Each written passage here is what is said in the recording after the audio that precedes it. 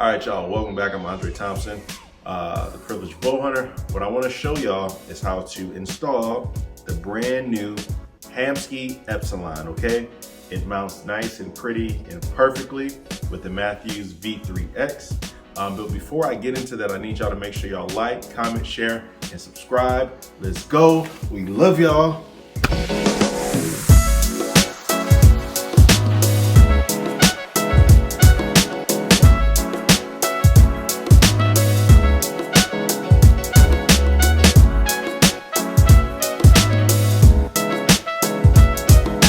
So here we go, Hamskea Epsilon. What we need to do is, these two are gonna come separate, right? So you need to get this, mount it onto this, so that you can mount these two onto your riser, all right? So there's two screws here that you need to get to. Now, if you don't have the proper size Allen key that has the 90-degree turn, and you just have the one that you use to usually sight in your bow, what you're gonna have to do is go ahead and remove this arm, because this arm's kind of in the way.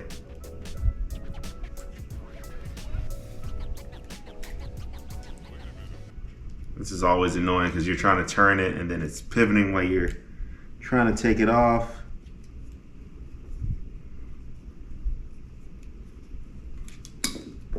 Whoops, okay. All right, so that's out of the way. Now that gains you access to these two screws here. One on the bottom, one on the top. Just go ahead and give each of those a couple turns to loosen that up. I already did for the sake of time. You will see here that there is a little brass key here so that you cannot mess this up, right? So it'll sit there, and then as you micro click it, it'll ride up on the threaded rod in here to go up and down, so you get a micro click adjust. It's a beautiful thing. All right, so I'm gonna throw this in here. That is engaged, so you're gonna hold it in place. It's keyed, obviously I showed you, so you can't really mess that up. And then this here, this whole rest is common sense, but this is super common sense. Just go ahead and snug it down. Now, please, please, please don't crank on this too much. If you over torque it, you're gonna cause yourself some problems. So my general rule of thumb with things like this is hand tight plus an 1/8 to a 1/4 turn. You don't have to take that as doctrine. You can take that with a grain of salt if you want to, but that has always kept me safe. All right, so now that I have this mount, I think they call this the core mount, mounted to the Epsilon, I just gotta get this to my riser. So we're gonna go here. I like to always go hand tight because sometimes if you're using the tool to get the bolt started, you can accidentally cross thread, and nobody wants to go through that pain of fixing the threads.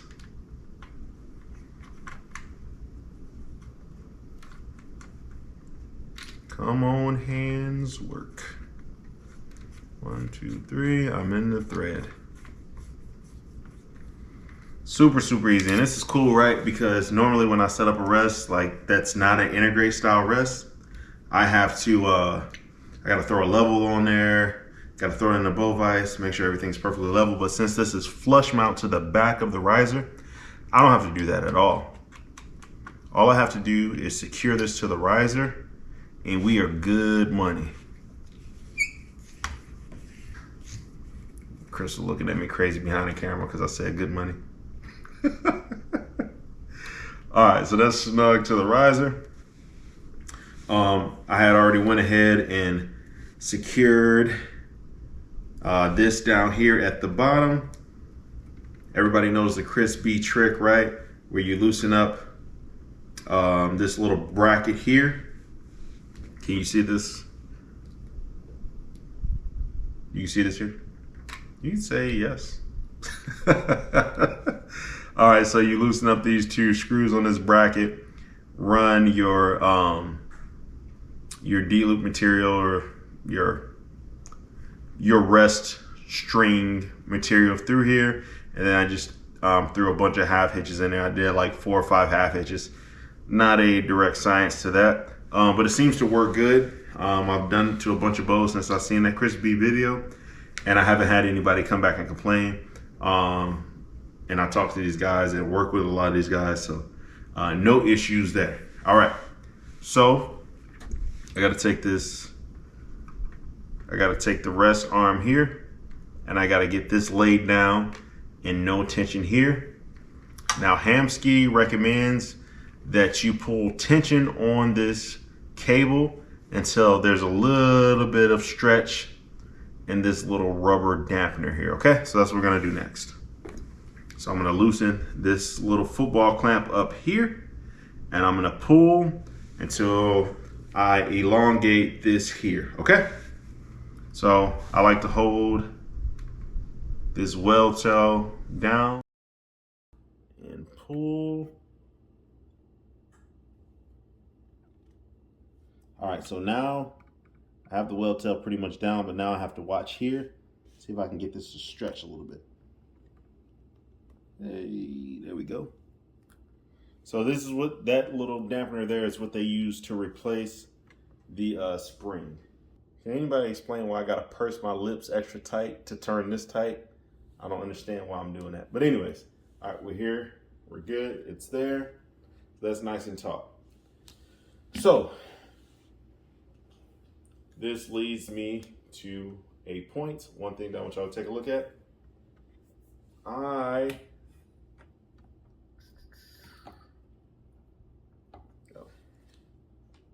So, backstory, I like this setup because everything is nice and in line, nice and flush mount. Everything is super clean, right?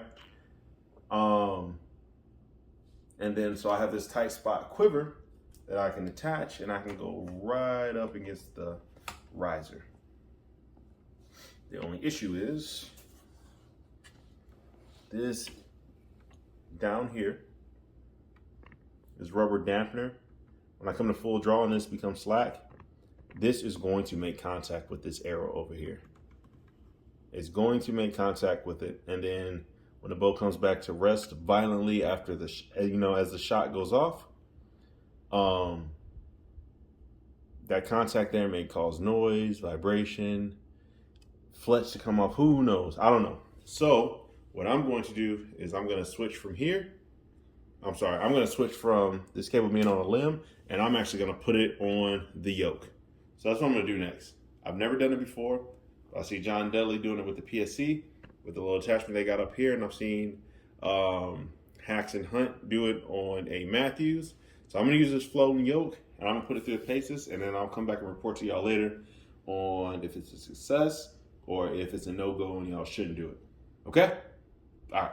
I removed this from that bracket over there, and I'm getting ready to attach it to the yoke.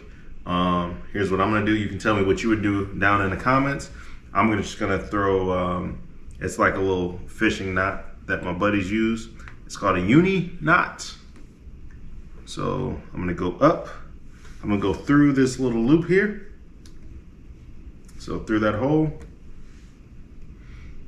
Now this is completely experimental, right? So I haven't put this through the paces yet. I'm gonna go around and I'm gonna start low, and I'm gonna throw a few wraps, maybe like somewhere between 3 to 5 wraps up to here, and then I'll be able to cinch it tight on itself. If you have any questions about this, just look up uni knot. You'll see some folks tying fishing hooks.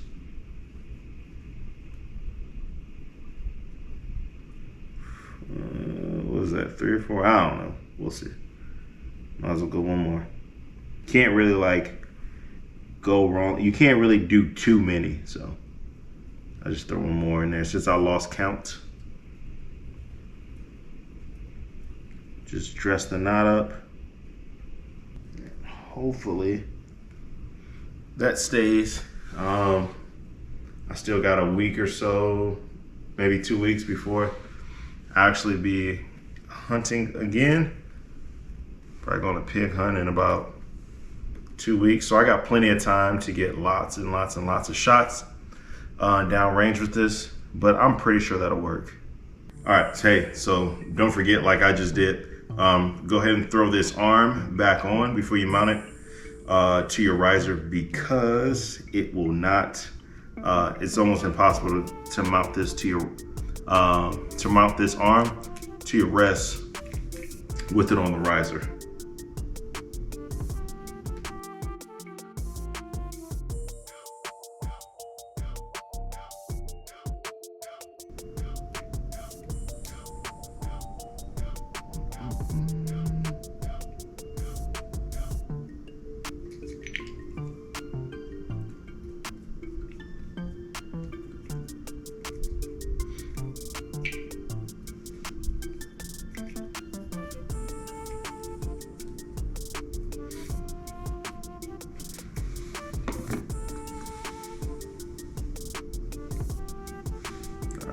quick. It's an easy day.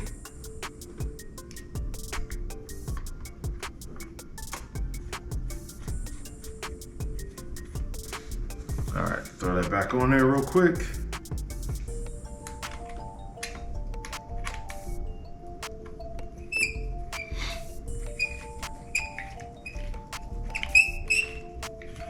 That mistake would have been super annoying if I would have had to level this thing out again.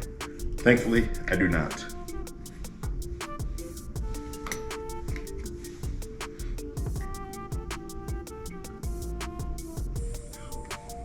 Throw the football clamp on here. I'm probably gonna come up with some different way to attach this other than a football clamp, because if that was to come off in the field, that would be very, very frustrating. Okay, so now I'll just pull some tension. I'm gonna get this a little tight, but then I'm gonna pull tension on here to get this football clamp. All right, 1 second. I'm gonna work this through here a little bit. Just gotta feed some of this back through this dampener, get it a little bit closer to this yoke.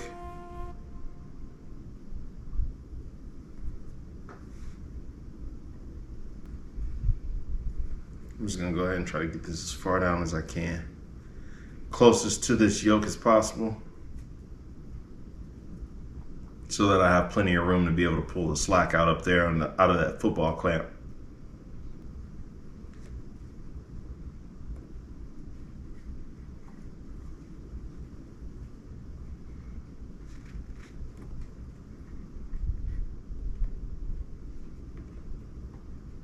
All right, so whale tail's down. I'm kind of pinning it with this. I'm gonna pull up on this just a little bit. This is mounting here with this uni knot. And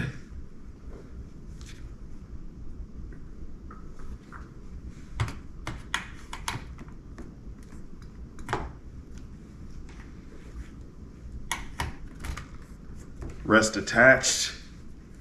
I have a whole lot more clearance here now. So what I'm gonna do next, I'm gonna go into the garage real quick. I'm gonna take a couple shots, verify that this is actually getting out of the way. I believe that it will. So yeah, let's go. Hey, Crystal. Crystal's sleeping behind the camera, y'all. She's literally sleeping behind the camera. Come on, man. All right, folks, so as you can see, I apologize for the lighting in here. I'm in my garage. I have the constrictor knot tied here. Clearance is way, way better. It's almost like, so from what I hear, it is like the benefits of limb driven and benefits of a cable style, like cable driven rest, right? You got the clearance of the cable driven, and then you got the support of the limb driven. So that's the theory. So let's see what it is in practice. So first arrow through it. Now the QAD integrate that I had on here was shooting bullet holes. Let's see, I haven't adjusted anything left or right or anything like that. So let's see if I'm still getting the bullet hole. My cams are in time and all of that good stuff. So here we go. Boom. So the rest came fully up.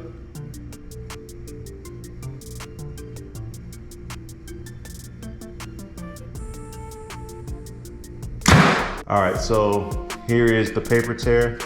Maybe a little low, but that's not bad for just slapping a new rest on there. So a couple clicks down and we'll be in bullet hole territory. But honestly, I'm gonna keep that the same because I'm gonna shoot broadhead, because that's super close. So I'm gonna see what the broadheads are doing. The end goal anyway is to get the broadheads to hit with the fill points. So I know I don't have anything egregious, so now I can start with my broadhead tuning. And that's it, folks. That is exactly how you install a Hamskea Epsilon rest. I tied it to the yoke, the floating yoke. No issues there. I'm gonna keep shooting it, I'll keep shooting it. You can ask me in the comments for updates for years to come, and I'll respond to y'all, or y'all can see the previous comments in there. But if PSC and John Dudley are kind of going to this style for limb drivens, tying into that split yoke. And they have kind of based their reputation around it. I don't see this being an issue here. Hey, please make sure y'all like, comment, share, and subscribe. I know you know how to spell the channel, but if you don't, it's Privileged. You gotta know how to spell bow hunter. We love y'all. Peace.